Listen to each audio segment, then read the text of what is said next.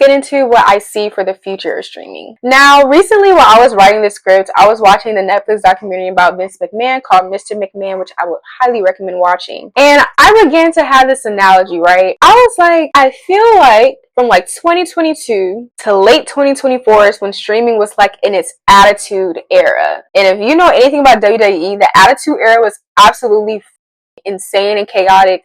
Like the storylines that Vince was pushing, you cannot do 100% of the storylines today. Very misogynistic, very racist. I feel like streaming is now in its ruthless aggression era, about to turn into its PG era. Because if you know about WWE, the ruthless aggression era, it wasn't as edgy as the attitude era, but it definitely still again had controversial storylines.